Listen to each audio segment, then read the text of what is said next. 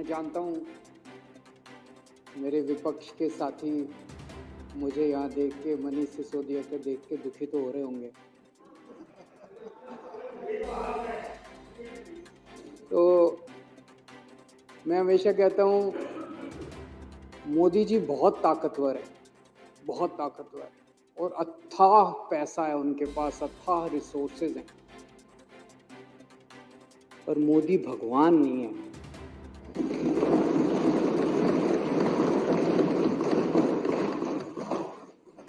और भगवान तो है इस दुनिया में, कोई तो शक्ति है, कोई उसे भगवान कहता है, कोई उसे अल्लाह कहता है, कोई कुछ कहता है, कोई तो शक्ति है, वो हमारे साथ है। मैं माननीय सुप्रीम कोर्ट का शुक्रिया अदा करना चाहता हूं। आज हमारे देश के अंदर न्याय व्यवस्था तो है। अध्यक्ष महोदय, आज मैं मुख्यमंत्री जी के साथ सुबह एक रोड का इंस्पेक्शन करने गया था। दिल्ली यूनिवर्सिटी में सड़कें बहुत शानदार हुआ करती थी। मेरे पास जेल से छूटने के बाद कुछ लोग आए, उन्होंने बताया कि दिल्ली यूनिवर्सिटी की सड़कें खराब हो गई हैं। मैं आज रोड इंस्पेक्शन करने गया था और बहुत बुरा हाल था सड़कों का। तो मैंने मुख्यमंत्री जी को कहा कि इनको तुरंत ठीक करवाया जाए। उन्होंने आदेश दिए हैं और मैं उम्मीद करता हूं कि उस सड़क को जल्द ठिकवाया जाएगा। हैं जी, आप तो मालिक हैं साहब, आप तो देश के मालिक। मैं 3-4 दिन पहले एक भाजपा के बड़े नेता से मिला। मैंने उससे पूछा, मैंने कहा मुझे गिरफ्तार करके क्या मिला आपको, कुछ फायदा हुआ? बोले आपके पीछे से हमने पूरी दिल्ली सरकार डिरेल कर दी, हमने आपके पीछे से दिल्ली ठप कर दी। बड़ा खुश हो रहा था। मुझे बड़ा दुख हुआ सुन के, आक्रोश भी हुआ और स्तब्ध रह गया मैं। देश की राजधानी के 2 करोड़ लोगों की जिंदगी खराब करके उनको खुशी हो रही है। ऐसी कैसी पार्टी हो सकती है, ऐसे कैसे नेता हो सकते हैं जो दिल्ली ठप करके, दिल्ली के 2 करोड़ लोगों की जिंदगी खराब करके, परेशान करके, और वो खुश हो रहे हैं? क्या इतनी राजनीति इस स्तर पे गिर सकती है कि वोट लेने के लिए उनका मकसद क्या? उनका मकसद था कि हमारे को बदनाम करना, आम आदमी पार्टी की सरकार को बदनाम करना, ताकि उनको वोट मिल जाए। नॉर्मल वो देख चुके 3 चुनाव से लगातार, 3 क्या, ये तो 25-27 साल से, 97 से बाहर हैं, तो 23 और 4 27 साल से वनवास है। 27 साल से इनको दिल्ली की जनता वोट नहीं दे रही। अब ये दिल्ली की जनता को परेशान करके वोट लेना चाहते हैं। अरे आपके पास तो केंद्र सरकार है यार, केंद्र सरकार के पास अथाह पैसा है। केजरीवाल 500 मोहल्ला क्लिनिक बनाता है, आप 5000 मोहल्ला क्लिनिक बनाओ ना दिल्ली में, कौन मना कर रहा है? ये मनीष सिसोदिया ने 700 स्कूल बनाए, आप 7000 स्कूल बनाओ ना दिल्ली में, कोई हमको पूछेगा ही नहीं। आज 500 मोहल्ला क्लिनिक अगर मैंने बनाए, आप उन 500 मोहल्ला क्लिनिक की दवाइयां बंद करके केजरीवाल को बदनाम करके वोट लेना चाहते हो, ये गलत बात है। ये जनता भी देख रही है, सब साफ हो जाता है जनता के सामने। आपको लगता है आप ही होशियार हो, जनता बड़ी सियानी है, जनता देखती है, जनता चुप रहती है। वोट वाले दिन जब बटन दबाने जाती है तब जनता अपना गुस्सा जाए। 1 मिनट भाई साहब, मैंने बीच में नहीं बोला जब आप लोग बोल रहे थे, अब आप भी जरा सुन लीजिए, फिर उसके बाद आप बोलिए।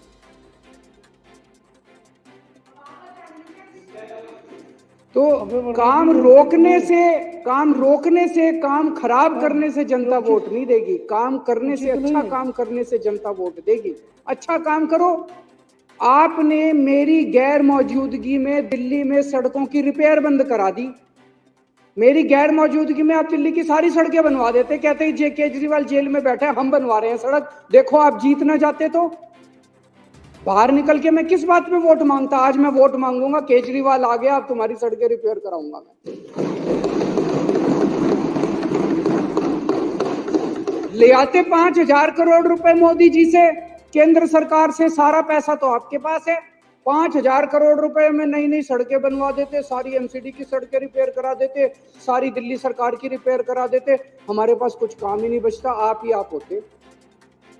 लेकिन आपकी तो पूरी की पूरी मेंटालिटी नेगेटिव है। इसके काम रोको, इसको ईडी भेज दो, इसको सीबीआई भेज दो, इसको जेल भेज दो। अरे कभी कभी थोड़ा भगवान के सामने बैठ के हाथ जोड़ के शांति से भी सोचा करो। हमें बस इन्होंने बस मार्शल हटा दिए मेरे पीछे से, बताओ कोई अच्छी काम करा? वो बस मार्शल आते हैं बेचारे गरीब परिवारों से आते हैं। बस मार्शल की नौकरी कौन करता है? कोई अमीर आदमी, आपके बच्चे तो करते नहीं बस मार्शल की नौकरी। वो तो बेचारे गांव के, हमारे दिल्ली देहात के बच्चे जो हैं, गरीबों के बच्चे हैं, वही करते हैं बस मार्शल की नौकरी। और बसों में जाके देखो, महिलाएं जो इतने गुणगान किया करती थी कि अब हमारे को सुरक्षा महसूस होती है, अब वो फिर से उसी हालत में हो गई महिलाएं। बुजुर्गों की पेंशन बंद कर दी। उनके दिल से, उनकी आत्मा से आपके लिए क्या निकलेगा? बद्दुआ ही निकलेगी, बद्दुआ ही निकलेगी। अब केजरीवाल जब उनकी पेंशन चालू कराएगा, हमारे लिए आशीर्वाद निकलेगा। तीर्थ यात्रा बंद कर दी, बताओ, तीर्थ यात्रा बंद कर दी। हम बुजुर्गों को रामेश्वरम ले जाते थे, पुरी ले जाते थे, शिरडी बाबा ले जाते थे, हरिद्वार ऋषिकेश ले जाते थे, वैष्णो देवी ले जाते थे। आप खुद भी होके आओ थोड़ा तीर्थ यात्रा, थोड़ी मन को शांति। मेरी अध्यक्ष महोदय से निवेदन है, विपक्ष के साथियों के लिए तीर्थ यात्रा का आयोजन करें। उनको थोड़ी, अभी जैसे सौरभ बता रहा था, पेड़ काट दिए हमारे पीछे से। मैं जब जेल गया, इन्होंने पीछे से पेड़ काट दिए, बताओ दिल्ली को प्रदूषण। तो दिल्ली की जनता के मन में दो चीजें हैं, दो बातें हैं। एक, केजरीवाल कट्टर ईमानदार है, केजरीवाल कुछ भी हो सकता है, बेईमान नहीं हो सकता। और दूसरा, केजरीवाल काम करता है, जनता के लिए काम करता है। ये दो बातें दिल्ली की जनता के मन में है। ये उन दोनों बातों पे चोट करना चाहते थे। ये केजरीवाल को बेईमान साबित करना चाहते थे और ये दिखाना चाहते थे भाई केजरीवाल के सारे काम ठप हो गए। उन दोनों बातों पे चोट किया। फर्जी केस कर दिया मेरे ऊपर, केस करके मनीष को जेल में डाल दिया, सतिंदर जैन को जेल में डाल दिया, मेरे को जेल में डाल दिया, संजय सिंह को जेल में डाल दिया, विभव को जेल में डाल दिया, विजय नायर को जेल में डाल, सबको जेल में डाल दिया। मैं आज चैलेंज करता हूं, 5 सबसे बड़े नेताओं को जेल में डालने के बाद भी आज हमारी पार्टी मजबूती के साथ खड़ी है। मैं चैलेंज करता हूं, तुम्हारी पार्टी के 2 लोगों को जेल में डाल दो, तुम्हारी पार्टी ना टूट जाए।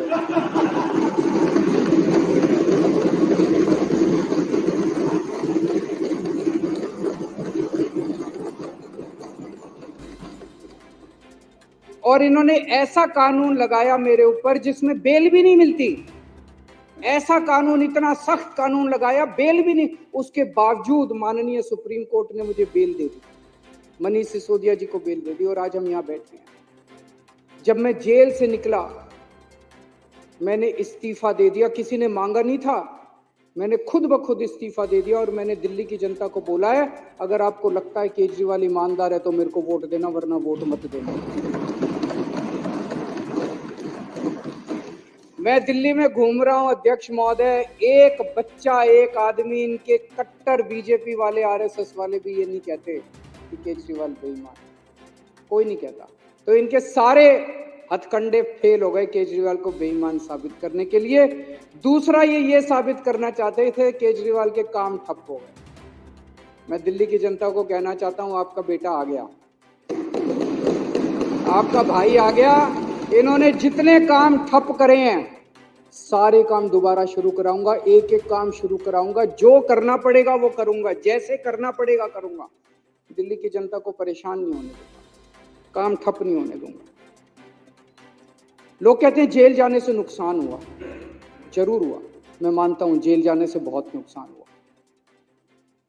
पर केजरीवाल का नुकसान नहीं हुआ, मनीष सिसोदिया का नुकसान नहीं हुआ, दिल्ली के 2 करोड़ लोगों का। आज जब घर से निकलते हैं अपनी गाड़ी लेके या कैसे भी, वो टूटी हुई सड़कों के ऊपर उनकी गाड़ी ऊपर नीचे होती है, प्रदूषण होता है उसकी वजह से। आज जगह जगह सीवर ओवरफ्लो कर रहे हैं, बस मार्शल हटा दिया इन लोगों ने।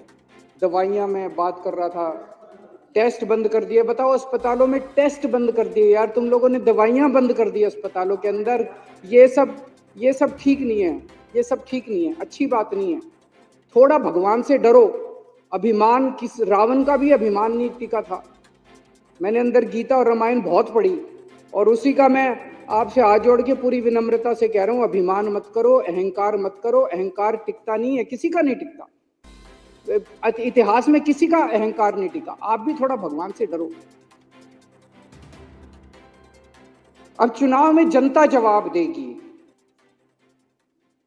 कि केजरीवाल चोर है या केजरीवाल को जेल में भेजने वाले चोर हैं। जनता जवाब देगी कि जनता को काम रोकने वाले पसंद हैं कि काम करने वाला पसंद है। और अध्यक्ष महोदय, जब इतिहास लिखा जाएगा तब ये लिखा जाएगा कि एक मनीष सिसोदिया था जिसने दिल्ली के स्कूल बंद करे, उसको जेल में डाल, जिसने दिल्ली के स्कूल चालू करे और स्कूल अच्छे करे, उसको जेल में डाल दिया। एक सतिंदर जैन था जिसने दिल्ली वालों की बिजली मुफ्त करी, दिल्ली वालों के लिए मोहल्ला क्लिनिक बनाए, दवाइयाँ मुफ्त करी, उसको जेल में डाल दिया, उसके काम रोक दिए। और एक बीजेपी थी जिन्होंने सारे काम रोक दिए। जब इतिहास लिखा जाएगा तो बीजेपी के भी कारनामे लिखे जाएंगे, मनीष सिसोदिया के भी, अरविंद केजरीवाल के भी और सत्येंद्र के भी।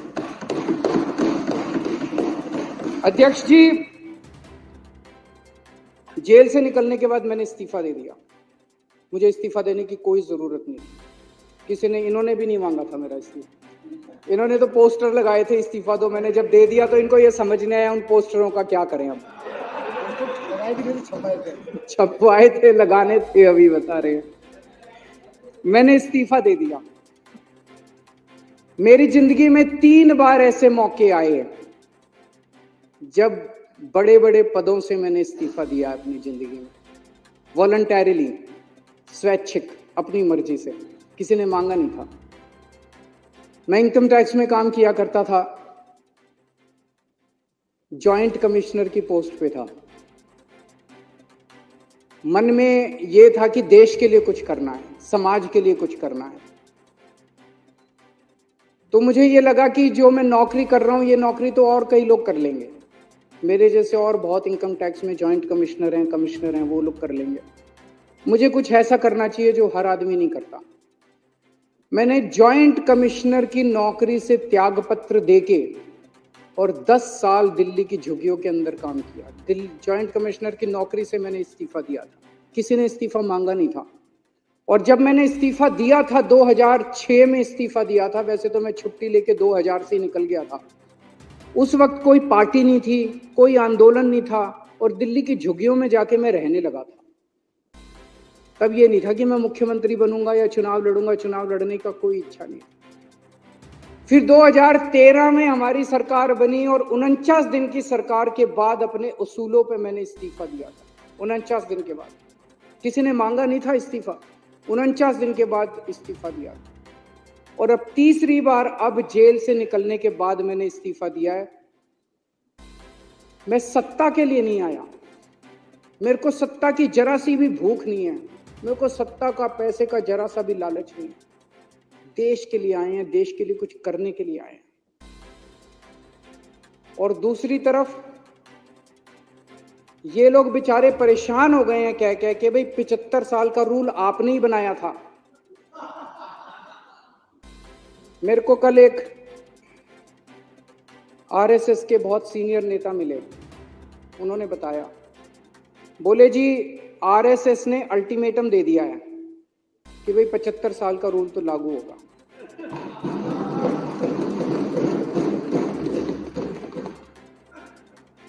लेकिन वो मान नहीं रहे, कह रहे हैं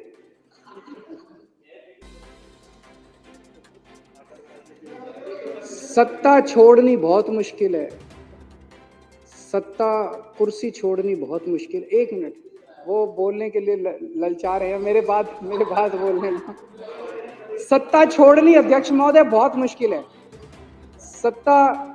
सत्ता का लालच छोड़ना बहुत मुश्किल है।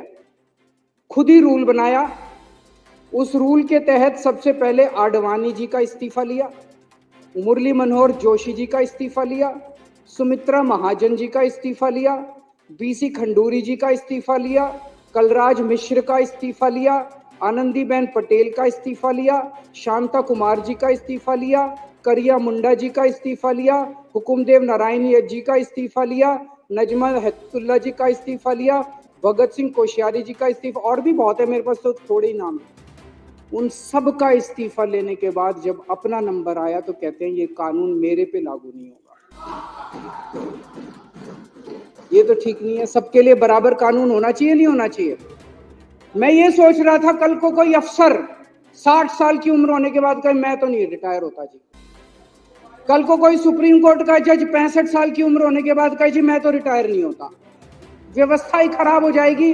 ऐसी व्यवस्था कैसे चलेगी? अगर आपने अपने अंदर एक रूल बनाया, कानून बनाया, भी 75 साल में सारे रिटायर होंगे तो सारे रिटायर होंगे, उसमें सारे आते हैं, उसमें तो सत्ता का लालच जो है, कुर्सी से चिपके रहने का, जो कहते थे परिवार नहीं है, किसके लिए पता नहीं, किसके लिए इतना लालच है उसका। तो आज आरएसएस के कार्यकर्ता घर घर में जब जाते हैं तो लोग उनसे पूछते हैं कि भी 75 साल का रूल उनके ऊपर क्यों नहीं लागू होगा, जब सबके ऊपर लागू हो रहा है। तो मुझे ये लगता है कि जब आदमी किसी बड़े पद पे बैठे तो उसे निस्वार्थ भाव से समाज की सेवा करनी चाहिए। पद रहे ना रहे इसकी चिंता बिल्कुल नहीं करनी चाहिए। अंत में अध्यक्ष महोदय, मैं फिर से यही कहना चाहूंगा, हमारी दिल्ली बहुत खूबसूरत है, हमारे दिल्ली वाले दिल वाले हैं।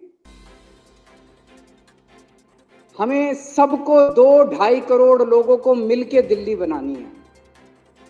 इसमें हर हिंदू, मुस्लिम, सिख, ईसाई सबको मिलके दिल्ली बनानी है। इसमें ब्राह्मण, यादव, जाटव, दलित, बनिए सबको मिलके बनानी है। इसमें बीजेपी वाले, कांग्रेस वाले, आम आदमी पार्टी, हम सबको मिलके बनानी है। इसमें ये काम रोकना, काम बंद करना, ये अच्छी बात नहीं है। मैं अपने सभी विपक्ष के साथियों से भी निवेदन करता हूं कि चुनाव के टाइम में चुनाव लड़ेंगे, चुनाव के बाद हमें सबको मिलके काम करना है। थैंक यू अध्यक्ष।